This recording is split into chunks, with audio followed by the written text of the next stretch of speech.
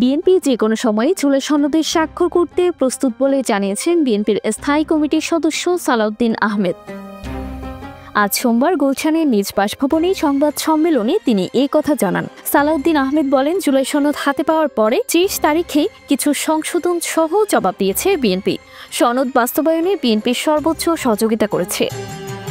বিএনপির এই নেতা বলেন, জুলাই ঘোষণাপত্রের ঐতিহাসিক ও রাজনৈতিক মূল্য আছে। ঘোষণাপত্রের যে প্রস্তাব দেওয়া হয়েছিল তা ফেব্রুয়ারিতেই জবাব দিয়েছে বিএনপি। প্রস্তাবে 26 মার্চকে উপস্থাপন করতে চাননি, আর এর সঙ্গে দ্বিমত পোষণ করেছে বিএনপি। এছাড়াও রাষ্ট্রীয় এবং সাংবিধানিক স্বীকৃতি চতুর্থ তফসিলের মাধ্যমে দেওয়া হবে। জুলাই ঘোষণাপত্রের ক্ষেত্রে বিএনপি যে সংশোধনী দিয়েছে তা মেনে না নেওয়া হলে ঘোষণাপত্র পাঠের পর পরবর্তী প্রতিক্রিয়া জানাবে বিএনপি।